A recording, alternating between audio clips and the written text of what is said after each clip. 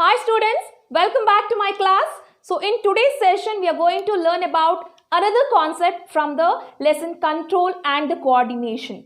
Okay, so before getting to know about today's concept, let us once revise what are the concepts which you have learned in the previous session. Okay, in the previous first session, I have taught you that the entire lesson we are going to concentrate on the two systems. That was the nervous system and the endocrine system. Correct? So, I have also told you that the nervous system is broadly classified into three things. That is, tell me. Yes, it is correct. It is CNS, PNS and ANS. You also know what is CNS. What is the CNS stands for? The CNS stands for Central Nervous System. Correct? And then PNS stands for Peripheral Nervous System. And then ANS stands for Autonomous Nervous System. Correct? So, and I also told you that the central nervous system is consisting that under central nervous system we are going to mainly study about the brain as well as the spinal cord. Right? That was the thing I told you when I spoke about the central nervous system. So, then I told you about the peripheral nervous system. So, when I said about the peripheral nervous system, I told that it completely comprises of the nerves. Correct? The peripheral nervous system, it completely comprises of the nerves. Where does those nerves emerging or arises from? They arises from the brain. Correct? The nerve which emerges or arises from the brain, it is called as what kind of nerves? It is called as, yes, it is cranial nerves. Correct? And the nerves which emerges from the spinal cord, what do we call it as? We call it as spinal nerves. Correct? So, that was the thing which I have told you in the previous session. So, when I told about autonomous nervous system, I said you that autonomous nervous system is something which is not under our control. All the involuntary actions will comes under the autonomous nervous system. That was the thing I have told you when I spoke about the whole nervous system. Correct? So, I also told you the second system which we are going to study in this lesson, that is the endocrine system. Endocrine system is all about the chemicals. Right? So, the glands which are present under the endocrine system, they releases some chemicals. Okay, so those chemicals, what happen? They coordinate with the organs present inside the body. Okay, that is what we are going to understand as I have go ahead in the lesson. Okay, so later in second session we have understood about, yes, it is neuron, correct? So, the entire nervous system in our body, it comprises of the neuron. It comprises of the neuron. Neuron helps in conducting the electrical impulses. We have studied about a diagram, right, of the neuron. Which are the parts of the neuron? Starting from the top, dendrites, cell body, then axon, then nerve ending. I told you that we have those, what is that, receptors in the specialized tips of the sensory organs. Correct? So, they receives the messages. The messages then later it converts into electrical impulses. It travels inside the body. Correct? Yes? So, we also studied that there is a gap which is present between one neuron and another neuron.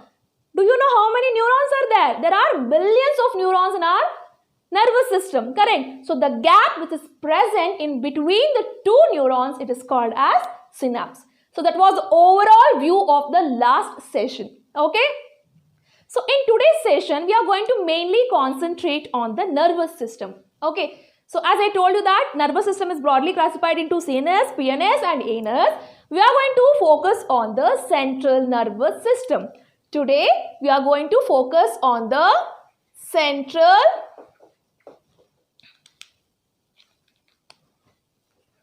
nervous system. We are going to focus on the central nervous system. Okay. So, under central nervous system, what are the two things? The two things are the brain and the spinal cord, right? The brain and the spinal cord. So, today in this session, I am going to mainly focus on this, that is the brain. We are going to understand about the brain. Okay. So, then where is this brain present? You all have that sense, right? Where is our brain present? The brain is present inside a skull. Inside the skull, inside the bony cage. Okay, so I just roughly draw. See, if this is our head, so this is our skull. So inside the skull, what happened? There is a bony cage-like structure where the brain is present.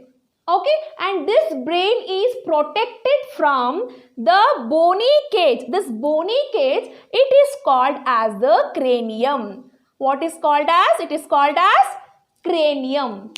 The bony box or the bony cage which is protecting our brain from the external harms. Okay, so suppose somebody come and hits us. What happened?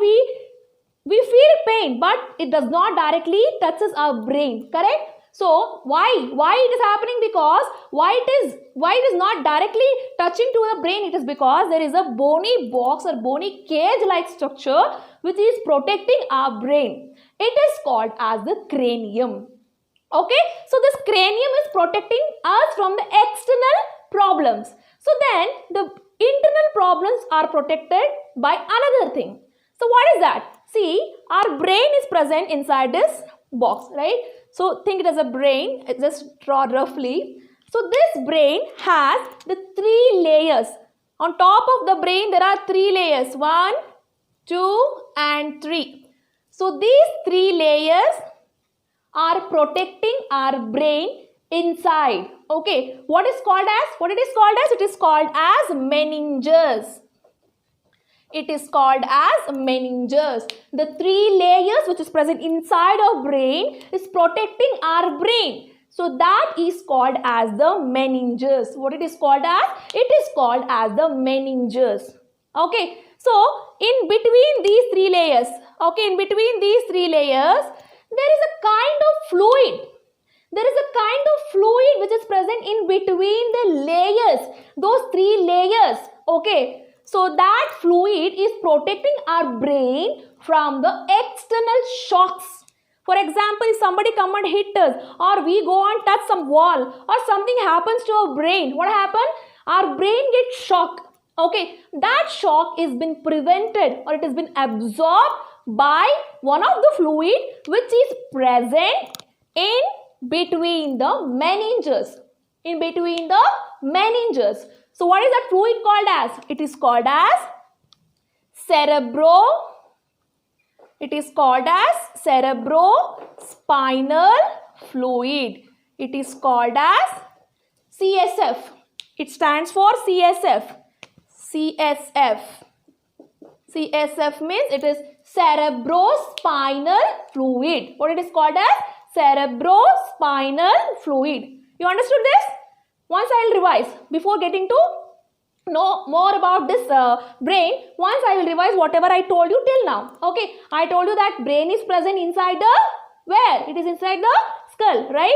So that is, it is having a protection, external protection, that is called as cranium. What it is called as?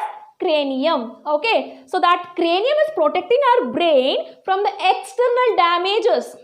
Okay, so then the internal brain is protected by 3 layers. The internal brain is protected by 3 layers. Okay, so that 3 layers inside the brain, it is called as the meninges. It is called as the meninges. I told you that in between these 3 layers, there is presence of a fluid which is protecting our brain from the external shocks. Okay, so that fluid we call it as, what do we call it as? We call it as CSF, that is cerebrospinal fluid. It is helping our brain. This CSF, it is helping our brain to absorb the shocks. Okay, to prevent the shocks which is being happen to our brain. Clear? So this is all about the first part of the brain.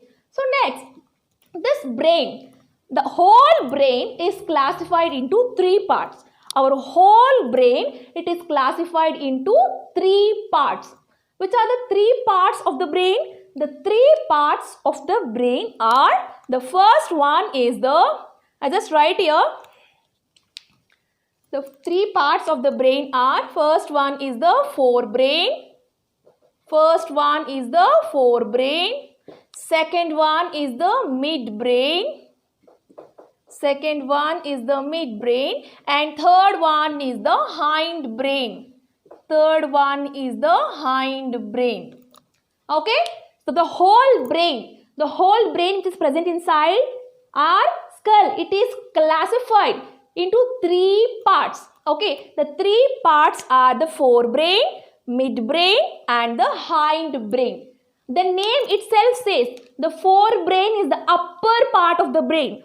The midbrain is the middle part of the brain. The hind brain is the lower part of the brain. Clear?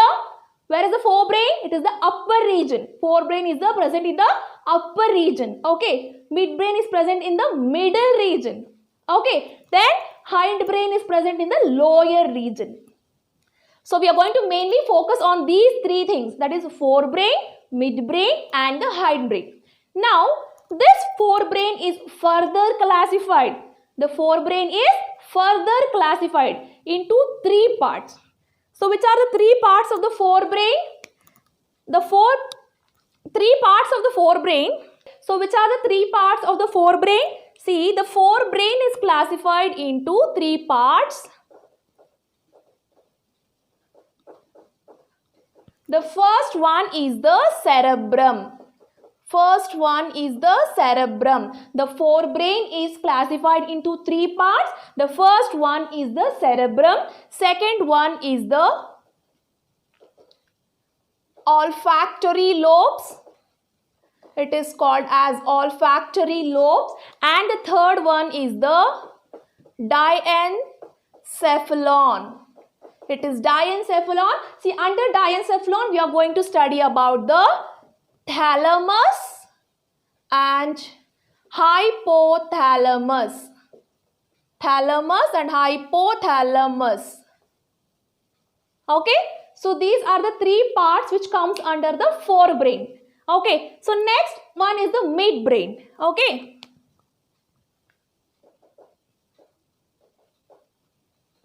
so midbrain is not classified here. Then the hindbrain. See, hindbrain is classified into 3 regions. Hindbrain is also classified into 3 parts. The first part is the cerebellum. First part is the cerebellum. Second part is the pons. And third is the medulla. Third is the medulla. We call it as medulla oblongata. We call it as medulla oblongata. Okay, so as I told you that the whole brain is classified into 3 parts. The whole brain is classified into how many parts? 3 parts. The first one is the forebrain, second one is the midbrain and third one is the hindbrain. Okay, then the 3 parts is again further classified.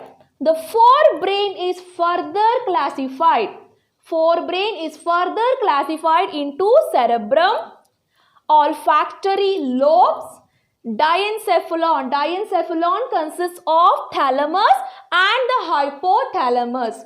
Then midbrain, and then hindbrain is again having 3 parts. Hindbrain is further classified into 3 parts. It is called as cerebellum, pons, medulla oblongata. Do not confuse.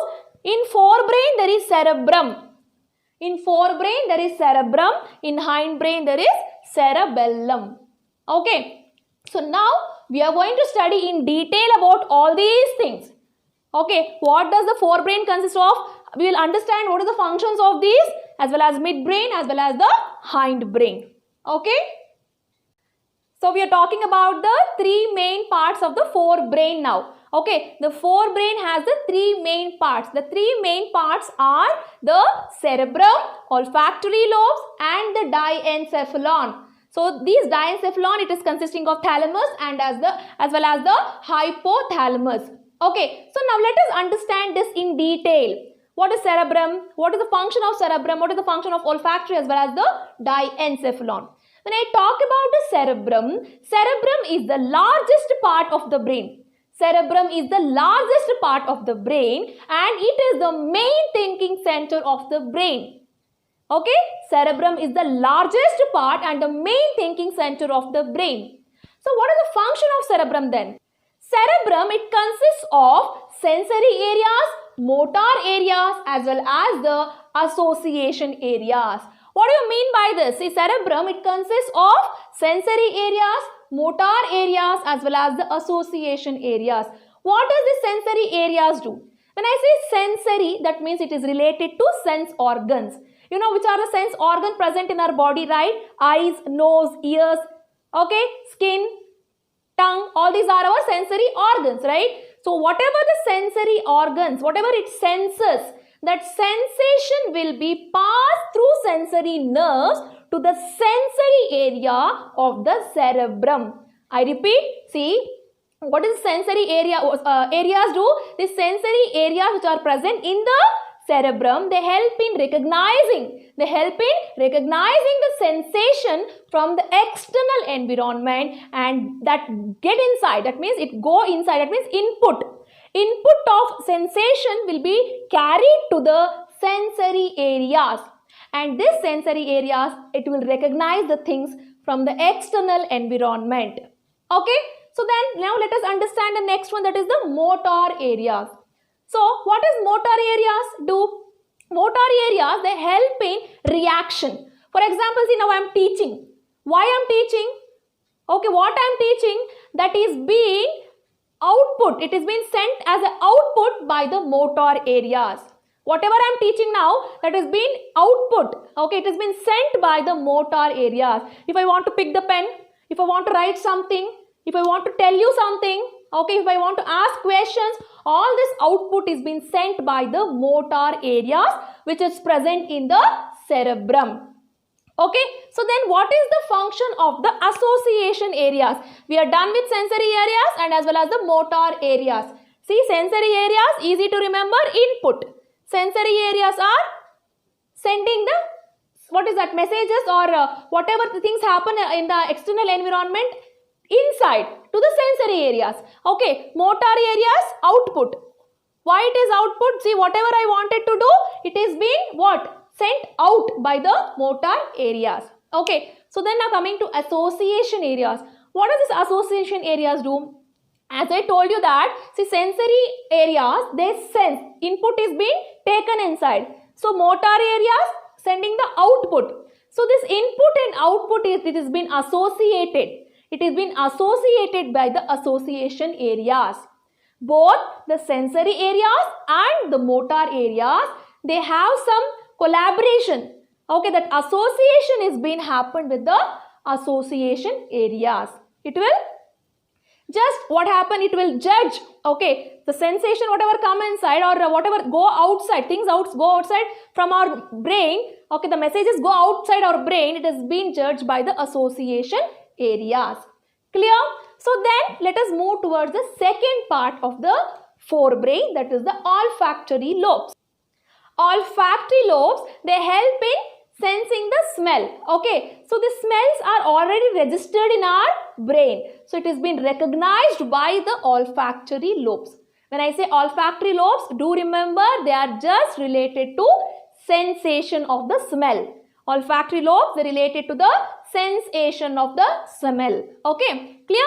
So now let us move towards the third part of the forebrain, that is the diencephalon. Diencephalon is further having two classifications, that is thalamus and the hypothalamus. So what is the function of thalamus then? See, thalamus, it is an area.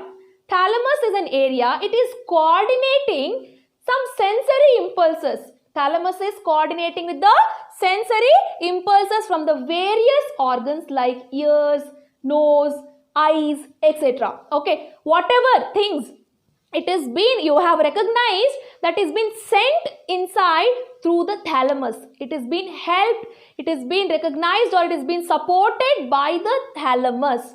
It has been supported by the thalamus. What does thalamus do? Thalamus is an area, it coordinates with the sensory impulses. And whatever the impulses, it has to be traveled. So that will be traveled from the various organs through the thalamus.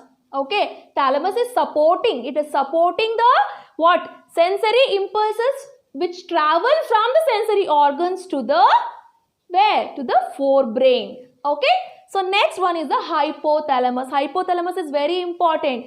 See, how does an hypothalamus help in? Hypothalamus, it helps in controlling the emotion, controlling the hunger, controlling the body temperature, okay, as well as it also control our thirst. All these things are being controlled by the hypothalamus.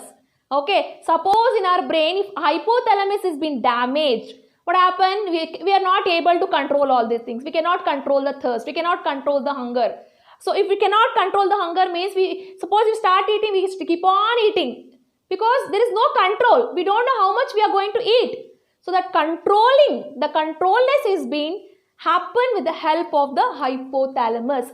Hypothalamus, it helps in controlling the emotion, helps in controlling the hunger, helps in controlling the body temperature, thirst, as well as the swallowing. Okay, very important. All these points are very, very, very important for your examination. They will not directly ask the questions from this part. Okay, in the next upcoming sessions, I will also give you an idea that how the questions are being arised from these parts. Okay, once let us recall whatever we have learnt under the forebrain. So the forebrain is further classified into cerebrum. Yes, next one is olfactory lobes, and the third one is Diencephalon. So what is the cerebrum? Cerebrum is the biggest part. It is the largest part of the brain. It is the main thinking part as well. Okay, it consists some areas like sensory areas, motor areas, as well as the association areas. So easily you can remember sensory means input, okay, through the sensory nerves. Then motor areas are the output through the motor nerves. Okay, when I start teaching you about the reflex action, you will understand what is sensory nerves, what are the motor nerves. Okay, so then association areas, it is just associating between the sensory areas as well as the motor areas. So when I talk about olfactory lobes, they help in sensing the smell. Okay, so finally we learned about diencephalon, that is thalamus, and the hypothalamus. Thalamus, it is an area where it coordinates with the sensory organs like eyes, nose, ears. Okay, so it helps in what is traveling the impulses, sensory impulses from the sensory organs. Clear? Then hypothalamus, it helps in what? It helps in controlling certain important things like hunger. It helps in controlling the thirst. Also help in controlling the thirst as well as the sweating also. Okay, our body sweating is also being controlled by the hypothalamus. Clear? So now let us understand the second part of the brain, that is the midbrain. We have completely understood about the forebrain. Now let us understand about the midbrain. So the midbrain is also having some prominent function. Now let us understand the function of the midbrain. Okay, so when I talk about the midbrain, it conveys the sensory information. Midbrain, it conveys the sensory information to the cerebrum. Where is cerebrum? Cerebrum is present in the forebrain, right? So the midbrain, it conveys the whatever the sensory information to the cerebrum. Then what was thalamus and hypothalamus was doing? It was also doing the same thing, right? So similarly, the midbrain also helps. It also helps in conveying the sensory information from the sensory organs to the cerebrum. Okay, both thalamus, hypothalamus and midbrain also have some supporting part in sending the sensory information to the cerebrum. It also helps in the reflex action. What is reflex action? At the beginning of the session I told you, reflex action means sudden response to stimulus.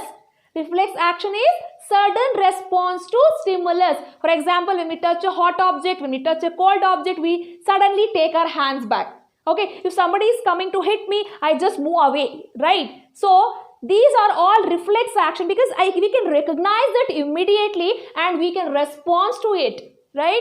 This sudden action with respect to the stimulus, we call it as reflex action. Okay, these reflex actions of the head, the neck, all these and eye muscles, all these are being controlled by the midbrain. Okay, what does the midbrain do? What is the function of the midbrain? Midbrain, it helps in conveying the sensory information to the which region? To the cerebrum. It also helps in the reflex actions. It also helps in the reflex action of which region? The head, neck as well as the eye muscles. Okay. So the third part of the brain is the hind brain. Now we have done with the forebrain and the middle part, that is the midbrain. Now let us understand the lower region of the brain, that is the which region? Hind brain. Lower region is the hind brain. So this hind brain is also having now three parts. Hind brain is also having the three parts. So which are the three parts of the hind brain? That is the cerebellum. Hind brain is having the cerebellum. Then it is also having the pons, correct? And the last one is the medulla oblongata. We also call it as medulla. So now let us understand the three parts of the hind brain. What are the three functions of the three parts of the hind brain? Okay, so the first one is the cerebellum. Don't confuse, in the forebrain it is cerebrum, in the hind brain it is cerebellum. Okay, cerebellum. What is the function of cerebellum? See, it helps in maintaining the body balance. For example, if I am starting like this and I am teaching, who is helping me? The hind brain. The cerebellum which is present in the hind brain is helping me to teach by standing erectly. If I want to do some actions, when I want to move some my body parts and teach you, who is helping me? So the body balance or movement is helping by the cerebellum. Okay, the cerebellum, it helps in maintaining the body balance even while walking, while standing, while riding, while swimming and doing so on. Okay, complete your body balance is being controlled. It is controlled by the cerebellum which is present in the hind brain. Okay, so moving to the next part of the hind brain, that is the pons. What is the function of the pons? See, the pons, it helps in controlling the breathing.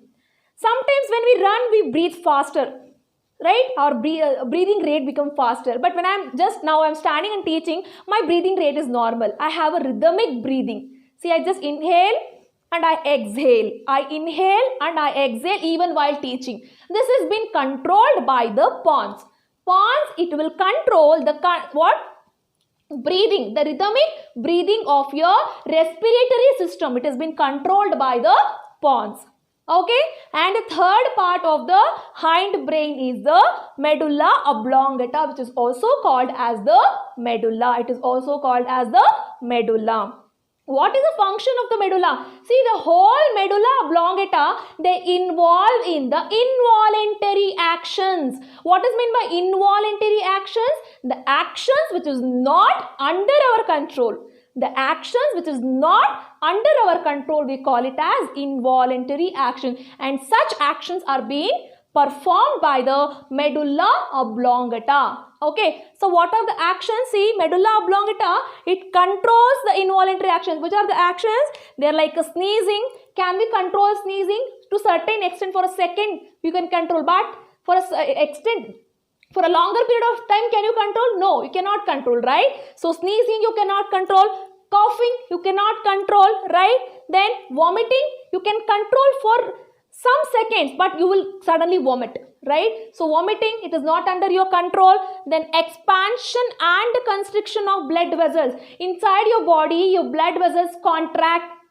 Okay, it contracts and it relaxes. It contracts and it relaxes. This contraction and relaxation is not under our control. Okay, so contraction and relaxation of the blood vessels is not under our control. Okay, that function has been performed by the medulla. And then blood pressure. Sometimes our blood pressure increases. Sometimes it is normal. Sometimes it comes to below, right? This blood pressure is also being controlled by the medulla oblongata. Next, respiration as well as the heartbeat. Our respiratory breathing rate, our heartbeat rate, all these are coming under involuntary actions because they are not at all under our control, and all these actions are performed by the medulla oblongata. Clear? Let us revise once again. So what does the midbrain do? What is the function of midbrain? It conveys the sensory information to the cerebrum. It also helps in the what? Reflex actions. Okay? So hind brain, three parts of the hind brain. Which are the three parts? Cerebellum, then pons and medulla oblongata. Correct? So what is the function of cerebellum? Cerebellum, it helps in maintaining the what? Body balance while walking, while swimming, while riding and so on. Yes? So if you want to walk straight, yes, it has been controlled by your cerebellum. If you want to walk zigzag, then it has been controlled by the cerebellum. Whatever. Okay, it has been controlled by cerebellum. Next, pons, it helps in controlling your breathing rate. Clear? Then finally, we understood about the medulla oblongata. What is the function of medulla oblongata? It involves in all the involuntary actions like blood pressure, heartbeat, constriction and relaxation of your blood vessels, vomiting, sneezing, coughing. All these things are controlled by medulla oblongata. Okay, so finally let us once recall whatever we have studied in this session. Hope you all are feeling heavy about this session. Don't have that feeling, because as all these concepts are very, very new for you, you are learning for the first time in this year, you may feel like that. You can watch the same video once or twice, again and again, then you will be paka with this concept. Okay, so whatever we have learnt in this lesson, in this session are, firstly we have focused on the brain in this session, right? So the brain is divided into three parts. Which are the three parts? Forebrain, midbrain and the hind brain. Correct? And forebrain is again further classified into three parts: cerebrum, olfactory lobes and diencephalon. Correct? So then we have learnt about the functions of it. I don't want to recall it again. If you want, you can just rewind the video and you can learn about the functions once again. Then we learnt about the midbrain and we also learnt about the hind brain. Hind brain is again further classified into three parts. It is cerebellum, then pons and the medulla oblongata. Correct? These are the things which we have learned. Their functions also we have learnt in this session. Okay, so in the next session, I will teach you about the reflex action. After that, let us start learning about the plant hormones. Okay, this video was so interesting. You could learn lot of interesting things as well. I will meet you with some other interesting topics in the next session. Until signing off, thank you.